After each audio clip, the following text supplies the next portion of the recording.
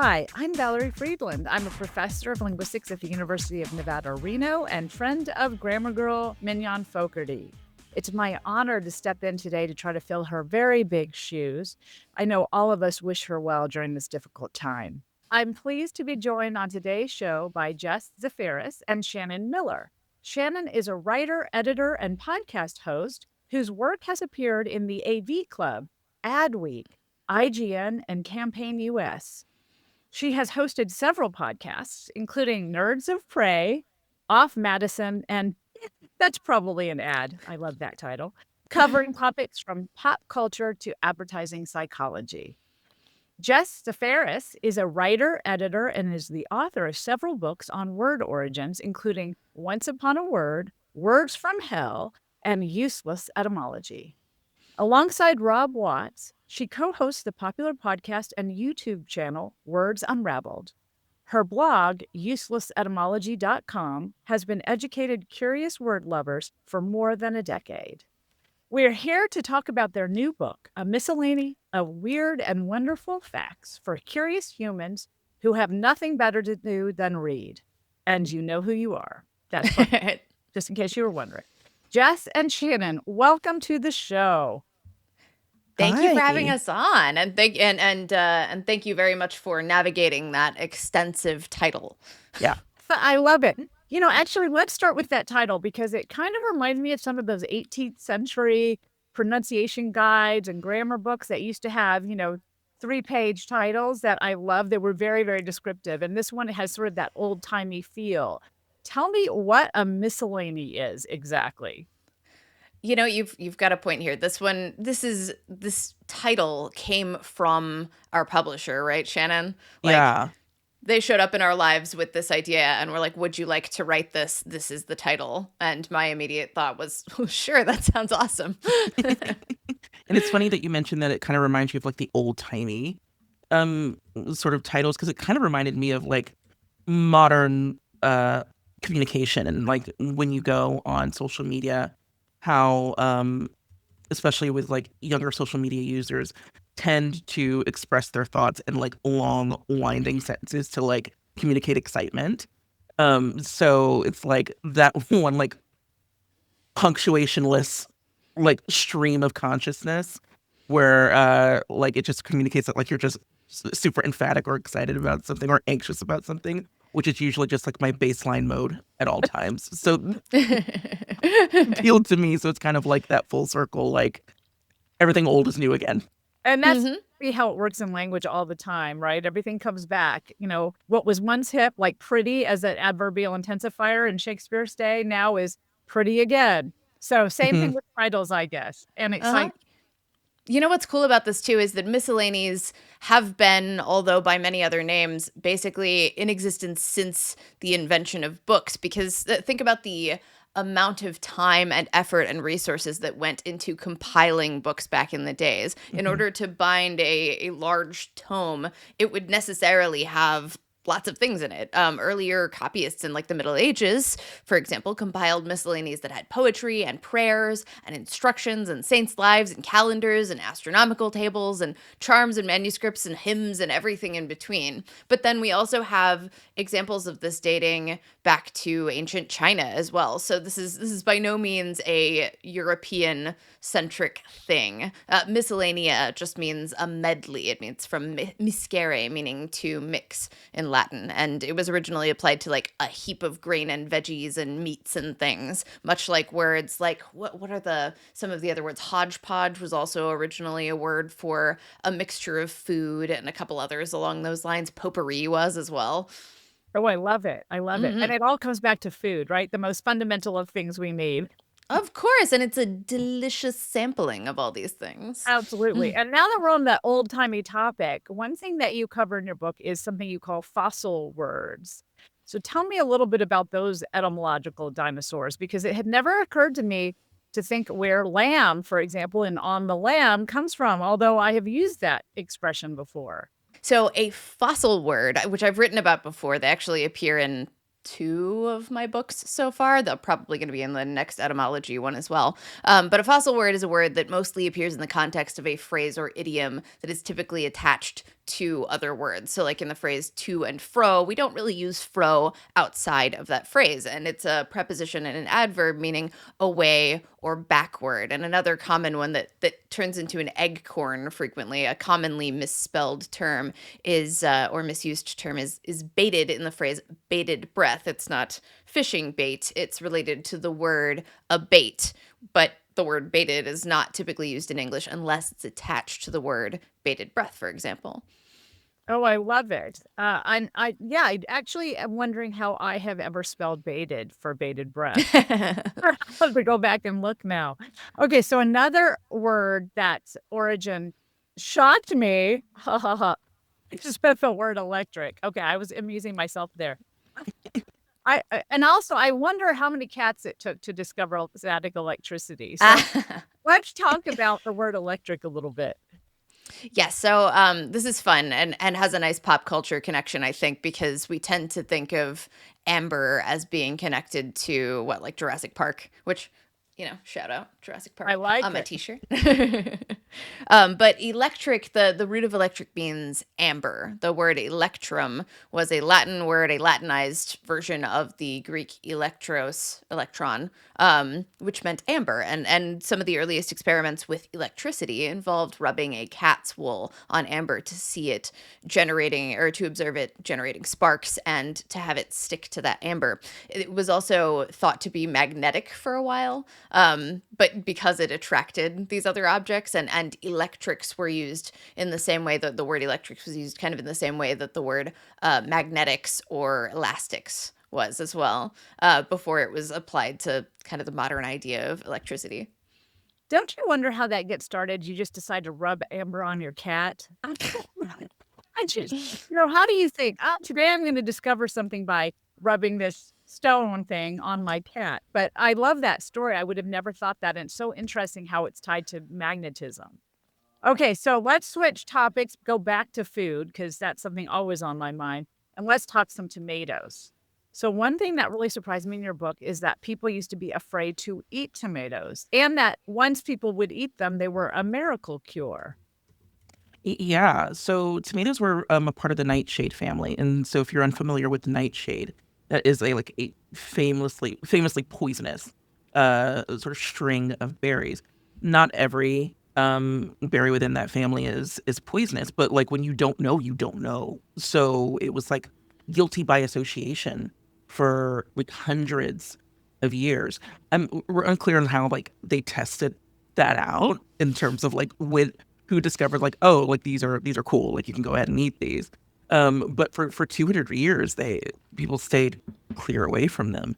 But then once it was discovered that because this was like around the 16th century, once it was discovered that they were okay, then people started experimenting, and it was eventually connected to like essentially like a cure-all for things like jaundice, I believe like major things like syphilis. Like people were eating these tomatoes and finding it to be this sort of like health balm. And once you kind of discover that there is like any sort of health connection, kind of like today, like how do you monetize? How do you get this out to the people and sort of make it this living? So it was 1834. Physician John Cook started experimenting, or John Cook Bennett started spreading the gospel about these tomatoes, and eventually it was put into powder form and placed into like a swallowable pill. So you have these tomato pills that were being pushed as this cure-all for all ailments. And, it's kind of like a game of telephone. Like, first it starts like, it cures jaundice. And it's like, it cures syphilis. And it's like, cured my broken arm. Like, it just was on. And then this sort of popularity takes off. And much like today, it spawns copycats. So it started this, like, tomato pill war amongst these manufacturers. And it's kind of reminiscent of the sort of food trends that we see today. Like, remember, like, the acai berry, like, boom. All of a sudden, everyone needed acai berry. I experienced that with, like, avocados. Like, it's just one of those things where all it takes is like one little bit of discovery. And the science isn't even like super strong that there was like a connection. It was just like, yeah, I started eating this and felt better, so could be cool. And people just sort of went with it. So it's a really fascinating look at like how we experience food trends and how these things can take off with just a little bit of good marketing. And how it seems so crazy now, you think. I mean, obviously, we know ketchup isn't going to cure you of syphilis. Right. How that would take off and people would believe it and everybody jump on the tomato, puree bandwagon. It also reminds me a little bit of how when my kids were little and tomato was or ketchup was considered a vegetable at schools. Mhm. Wait, sleight of hand. We're going to make that perfect for everything. So ketchup's had a long history of being a cure-all. Exactly. And now you're experiencing it now. I mean, probably not as like ambiguous, but proteins and everything now. Like everyone is like, that is like the big marketing push. And now we obviously know that protein has incredible benefits and you should have protein in your diet. But when you have like protein bagels and protein candy bars and this really cool protein soda, it's just that you take this thing, you realize a benefit, you realize a need, and then everyone just kind of runs with it. And yeah, it's deeply fascinating. Yeah, it Fantastic. is. Well, I think we need some exercise after all this food. Let's move to soccer, because in your book you talk about eponyms, and soccer is an eponym of sorts. But let's think, because it's World Cup season, the eponym brought soccer to my mind. But let's talk first about what an eponym is, and then some of the really cool ones that people have no idea they say every day. So an eponym is often used to describe a word that is named after a person, but an eponym can also be named after another thing, like brands that are named after other things. The brand Moxie, for example, is a soda brand that also gave us the word Moxie, as in you've got Moxie, kid, but it's also named after rivers and lakes in Maine that come from Native American words for flowing water and things along those lines, or perhaps dark water. But for soccer, it's named after an institution. Soccer is short for association football. The early football association rules governed how clubs in England played soccer. ASOC, it was shortened to association football was shortened to ASOC, which became soccer, and it was particularly compared to rugby association rugby rules football, which was shortened to rugger. So we had soccer and rugger, and then American schools picked up association rules football, which was then called soccer, and kept the name, and then adapted the rugby rules later to gridiron football, or American football as we call it now. Also, fun fact here, football isn't called football because you play with your feet. It is called football because you don't play on horseback. Wealthy classes played a lot of horseback sports in the day, and sports played on foot had a more common association with them. So it was called football because you played on foot. But that's also why, we've got, there's handling in football and rugby, but we still call it football because you play on foot. Oh, that makes so much more sense now. Mm-hmm. Okay, so let's move to big words, and I'm not even going to try to pronounce many of them, but I think probably the one that people think of when they think of the longest word in English is that anti-disestablishmentarianism. And I remember that when I was a kid, people spouting that off and thinking they were very impressive as a 5-year-old. But first, that's not true that that's the longest word in English, according to your book. And there are some really interesting backstories behind some of these, and particularly that one and why it became so well known. So give us that backstory. Yes, we have longer words than anti-disestablishmentarianism. We have things like pneumano-ultramicroscopic silico-volcanoconiosis, and we have things like hippopotamonstrous esquipedalia phobia. Both of those words are silly coinages. They're one of them was coined by the National Puzzlers League as a potential but fictional illness caused by volcano dust in your lungs, essentially. And then the other one is a very long word for the fear of very long words.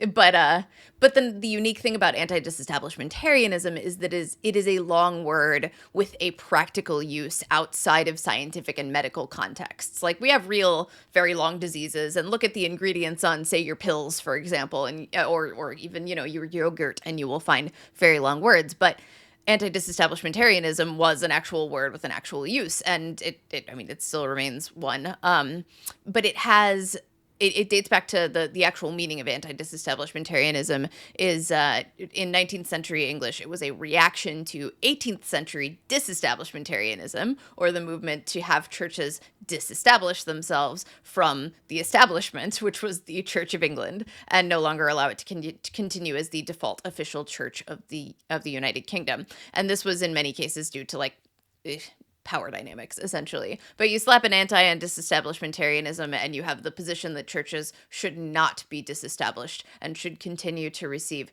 government funding and be subject to its influence. Now, this wasn't, your average person did not have a reason to use that word until the 1950s, this is one of my favorite stories from entertainment history. And in an episode of the $64,000 Question, which was a game show, there was a 12-year-old girl named Gloria Lockerman who successfully spelled anti-disestablishmentarianism, winning $8,000, which was a good chunk of money. She returned for the $64,000 challenge, which was the same show on a different night, and spelled the sentence, "The belligerent astigmatic anthropologist annihilated innumerable chrysanthemums." And she won a bunch of money for that, too. She eventually quit before she could potentially risk her winnings and lose. But she got a huge amount of public acclaim from this because she was Black and she was 12 and it was the 1950s and she was adorable and wicked smart. And so she was quoted constantly. She was invited onto other popular talk shows. Her anti-disestablishmentarianism became known as this really long word that everyone knows. And they even made a joke about it on The Honeymooners. She was invited to parades. The reason we may or may not know about her now, though, is that she was embroiled in this series of legally contentious moments around game shows, where they found that in the 1950s, game shows were running some scams and making it look more authentic than it was. And this was true on the $64,000 Question, too. It came out that this also happened to Patty Duke, who played Helen Keller as well. She was involved in those hearings as well, and both she and Gloria had to testify in front of the Senate. And it was found that they had been given a list of like 600 potential words that they might have to spell, but I still think that's really hard. I still so I don't it's right. Right. So I don't think that disqualifies them. But either way, because of the turmoil around this and the press around it, she kind of lived a more private life after that. And I ended up finding all of this by digging through old magazine issues of Jet magazine and then a couple pieces in the Chicago Tribune, which was kind of fun to dig around in. I bet. Oh, so fun. What a great backstory. And I'm also very impressed, Jess, that you can pronounce all those long words. Practice. That one I might be able to do. With those other ones, I wasn't even going to try it. So I wonder how many practices that took. Really the only reason I can do it is because I include this little segment in a talk that I have given at several bookstores and at South by Southwest, and I had to practice a bunch of times before I could get to the point where I could. Brown. I was impressed. One word I actually have to admit I had not heard of till I read your book was a mountweasel and the like, and I'm so fascinated by this. Tell me more about mountweasels and what their purpose is. Yes. So in the 1975 edition of the New Columbia Encyclopedia, there is an entry about a person named Lillian Virginia Mountweasel, who is said to be a photographer who produced celebrated portraits of the South Sierra Miwok in 1964, and who was awarded government grants to make photo essays about New York City buses, Parisian cemeteries, and rural American mailboxes. And it said she was exhibited extensively, regularly, and published this collection called Flags Up about the mailboxes. Then she died at 31 in an explosion while she was on assignment for Combustibles magazine. Unfortunately, all of this is fake. All of this is made up. None of that is true. And it is because she is an example of a publisher hiding fake information within a legitimate work so that you can easily check to see if your text has been plagiarized or reproduced by those who seek to use that information without paying for it or citing it properly. These are also called fictitious entries or fake entries. There are other more entertaining and specific terms for them as well, like Nile articles, which is it's like the Latin Nile and then the German article, so it's a nothing article. Sadly, Mrs. Mountweasel never existed, but there are also a couple other examples. Of it, her name has now been applied to these nothing articles or these fictitious entries, so they're called mountweazels now. For example, in 2005, we learned that the new Oxford American Dictionary contained a mountweasel beginning with the letter E, and so word sleuths went on the hunt, and crossword puzzle editor Will Shorts correctly flagged esquivalience as the suspect term. The word, perhaps appropriately, was listed as meaning the willful avoidance of one's official responsibilities, and it was introduced in the 2001 edition of the dictionary as a copyright trap by editor Christine Lindbergh, who coined the fake word. But there are other ones too. In the U.S., in the 1970s, the Army surveyed soldiers about their preferred foods, and to filter out extraneous or unhelpful answers, they included funestrata, braised trach, and buttered ermel on lists of foods that soldiers could choose from. None of them are real, but ermal is an Albanian men's name. But respondents to the survey still ranked all of those fictitious dishes over lima beans and eggplant. Oh, well, I can understand that. I'm not a huge fan. I would probably go fake food too. The Funestrata. That's now the name of an actual restaurant in Michigan after the fake love that food. Hysterical. This sort of reminds me of how professors have been sticking in kind of coded secret messages in their instructions to students to catch them using AI. So you'll do it in visible or tiny font, and it says like insert a line about this. And so the students don't see it, but they copy and paste into AI. And then the AI generates an answer, which of course they don't read over, that has that specific clue that the professor put in the instructions that are not visible to the student.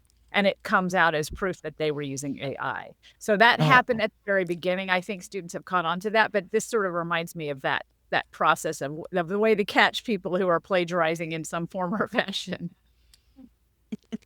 Fantastic. Oh, okay. Now, brains really like patterns, and I think this is probably why we like parallelism in writing. But how does it also explain why we see the man in the moon? So this is called pareidolia. Your brain is a pattern seeker. Our brains want to see faces when we are in basically any environment so that we can identify either predators or prey, and find our way around our environments. The word means, it's from the Greek para, meaning beside or instead of, and eidolon, meaning image or form. Sort of the same. It's related via eidos to words like asteroid, which means star-shaped, and humanoid, which means human-shaped, and factoid, which means fact-shaped. And originally was a word for fake news, essentially fake facts instead of fun facts. But there was a psychiatrist named Carl Ludwig Kahlbaum, I hope I got that right, who introduced the term pareidolia in 1866, and he said it was essentially synonymous with terms like changing hallucination or partial hallucination and the perception of secondary images. So we tend to see, when we see a rough surface, we look for eyes and a nose and a mouth. This is called a fusiform shape, which means spindle-shaped, supposedly because there is a brain structure called the fusiform gyrus in our brains that is widest in the middle and tapers at the end, so it's shaped like a spindle, and it helps recognize faces, essentially. And it's also why we're really good at recognizing the difference between human faces. Is that why we always see like things in potatoes? Like when people are like, I saw this face in a potato, or I saw Elvis in a potato chip. Jesus in toast. Or cloud formations, right? Yeah. That's so fascinating because Mm. we do that. I mean, when I see a rock formation, I'm almost like, oh, look at that craggly nose. So now I have a word for it, probably one I can't pronounce, but I still have the word. And it reminds me of something you did mention in your book that you just talked about is this difference between a fact and a factoid. And who knew that factoid, which we think of as sort of a small fact today, was actually the old form of fake news. Norman Mailer coined it in a novelistic biography of Marilyn Monroe as a word for a fact that sounds plausible but isn't, and it caught on as a word for a fun fact, which is a little ironic. Right. It's been suggested that we use factlet instead of factoid for Oh, fun that's facts. computer factlet. Mhm. A I tiny get little used to fact. that. Okay, so anybody who's been out there dating knows that it can be kind of emotionally draining and daunting, but they probably don't know how lucky they are they didn't live as a knight in the medieval period, where girl. toxic romance was really the name of the day. So tell me why we still love a good love story about unrequited love and how this goes back to this toxic period of love and romance in the medieval period. Oh my goodness. Andreas Capellanus, man, he was really peddling some interesting stuff. So this was like a 12th century concept. It was like considered the world's first like codified dating system or dating ideology. And he wrote this sort of manual called De Amor or De Amore, where basically how our understanding of love is like finding the one, finding your person. Back in medieval times, courtly love was all about suffering and longing. The point was to never find your person. In fact, you achieving your romantic objective was considered a great shame. So for like knights, their thing was like you have to like long after a married woman because longing after this sort of like unattainable goal is going to keep you on the right side of right? Like if you are hoping to win the affection of this taken woman, it's going to sort of keep you um sort of motivated to be the best version of yourself. Where it gets toxic is I mean, that in and of itself is pretty toxic on its own. But when he was saying things like jealousy and suspicion only strengthen your the ties between your love and beloved. It's like, whoa, what do you mean? But to them, it's the biggest sign that this person may have affection towards you back. So like Lancelot is the biggest example of this. His affections for Queen Guinevere, and this is like the biggest example of this. Now in 2026, now we're like, no, none of that is correct. Please don't follow that. But we still see evidence of this. Like we still see it in like sort of the one-sided love, the unrequited love, loving from a distance, and we see it through our movies and our romance books. It a lot of it powers our romance genre, which I love. I am devoted to the romance genre, but a lot of those concepts are borrowed from, or you can sort of trace back to this ideology. And there was a use for it. It wasn't just to like teach men to be toxic. It was mainly something to give the middle son purpose. So like your firstborn got land, got a title, they inherited all this stuff. Nothing went to the second son. So this was like their chance at honor. And that was like its major, basically like its major selling point was like this gave the middle son who originally didn't have any purpose something to look at, to look forward to. Which also feels really sad. Talk about it. Yes, those fairs really have it rough. I think the middle child always, the Jans really get it rough every single time. So yeah, it's interesting to see this, and especially when you look at like sort of the period pieces like of entertainment, like it all kind of bears this DNA a little bit. I think a lot of modern romance has this too. You know, this sort of 1000%. this aching longing that's never fulfilled that kind of drives a lot of plots of every romance movie you've ever seen.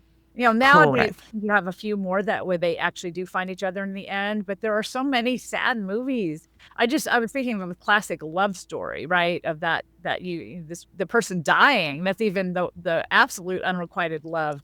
So I feel like this thread really still runs deeply in a lot of modern romance. One of my Lancelot has a ton of those, right? Yeah, that sounds really, and like one of my favorite movies, In the Mood for Love. Like it's all about that sort of distance and loving across that distance. So it's there. I mean, none of us are really immune to it. I don't think, because it's so interwoven in how we understand romance and things from the romance genre. And to its credit, from a narrative standpoint, it produces a lot of really juicy drama. Like meeting the person, on the first date and deciding this is my person, and then having like 1,000 amazing dates, and then you get married and have kids doesn't make necessarily for an interesting book. Lovely for them, but for an interesting story. So even as we talk about it, I'm just like, woof, like, please don't follow that advice. It's still sort of an undercurrent of how we understand romance genre and how we're entertained by it. And speaking of emotions, one other thing that really surprised me is to learn that emoji has nothing to do with emotion and isn't related to emoticon.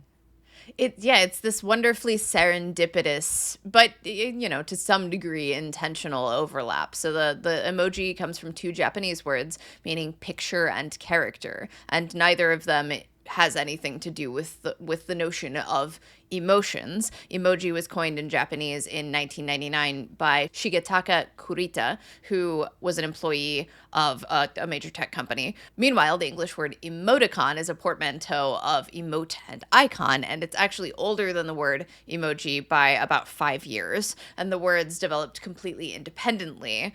But emoji probably caught on in the US as the more popular alternative after emojis were added to the iPhone, in part because it already sounded similar and familiar, but it was a happy coincidence that it sounded familiar and similar. So certainly pushed by tech companies into acceptance because it sounded so perfect for what it is. But other than that, it's a coincidence. So let's move back to Hollywood because we can never get enough of that. And let's talk pseudonyms because you have some fun ones in the book. Can we go over some pseudonyms that you found entertaining?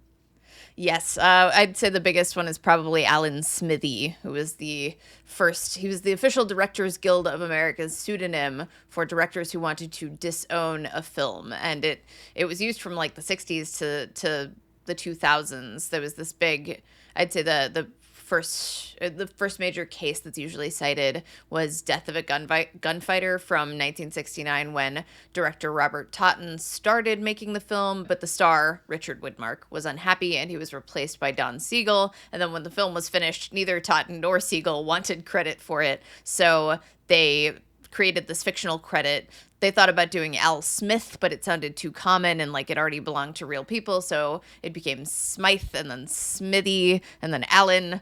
And originally in the New York Times, Death of a Gunfighter's like his Alan Smithy, the real director, was considered to be a great director, and Roger Ebert also reviewed the director without realizing it was a pseudonym, but then it became more popular and widely known as a pseudonym, especially in instances like David Lynch's Dune, which he disavowed the TV version of Dune for some alterations that were made to it. And so the directing credit is listed as Alan Smithy, and then the screenwriting credit is listed as Judas Booth, which is Judas and then John Wilkes Booth. Oh, I love it. I'm gonna have to look at director credits more often now. I guess what this means is I don't look at them enough, but I've never seen that. Well, it's funny, like you could never really get away with that now, just because the content boom makes it virtually impossible. Like you can be like an Alan Smithy and like sort of exist back then because there was no risk of like being invited to like 1,000 film panels, or like colleges wanting to bring you in, or like a content creator wanting to connect with you. And now it's like you really can't hide in plain sight anymore just by the virtue of like how media works now. I think that's like the most fascinating thing, but also it being connected to Dune, and now it's like this big property connected to like Timothée Chalamet and Zendaya is hilarious to me.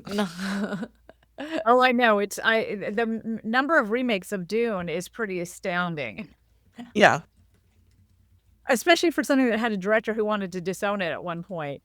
correct. Okay, let's talk Jeopardy, because you can never get enough Jeopardy. And the show has had 2 Jeopardy champions as guests on Grammar Girl. It's Glenn Fleischman and John Overholt have been guests. Can you tell me about the origin of the game show and its theme song, though, because that's a really fascinating story. You got it. So the English word Jeopardy means a divided game. It's from the old French jeu parti, which means a divided game, a contest with evenly balanced sides, and therefore it has an uncertain outcome. So that's where we get the idea of something being something hanging in jeopardy, or essentially having an uncertain outcome, and you might be in danger, something bad might happen. So the name of the game show was debuted on NBC in 1964, and it was created by Merv Griffin. His wife, Julianne, also played a role in creating the concept. She suggested reversing the standard quiz format because in the 1950s, quiz shows, as we've talked about, were quite big and quite scandalous. So her concept was to give the contestants the answers and require them to respond in the form of a question, as they do now. The original example was the answer is 5,280, and the correct question is how many feet are in a mile. But now it's shifted a little bit in its format, so that it's, who is, what is, etc. So Griffin initially called the game What's the Question? But NBC executive Ed Vane said it didn't have enough jeopardies. It needed higher stakes. So that inspired the title and the money wagering element that became the sort of hallmark of the show. So Merv and Julianne also created the final Jeopardy theme music, the do do do do do do do do do do do do. Did I say that? Did I do that right? You did. Great. Excellent.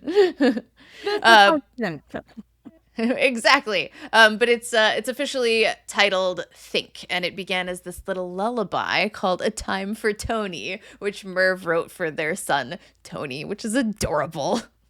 Love that. I love that it's tied to a lullaby. That's great. Yeah. What a fun story. Before we head off, I want to make sure listeners know where to find you. Where can they find you online? Well, I'm on Threads mostly these days, so it's Shannon L_Miller. That's the big one. That's pretty much where you find me everywhere.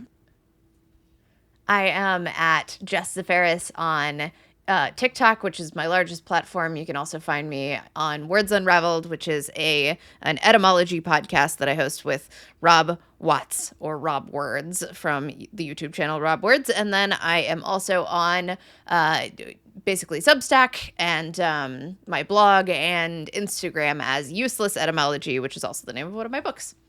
Oh, well, that's a handy little way to find you. All right. Name it all the same.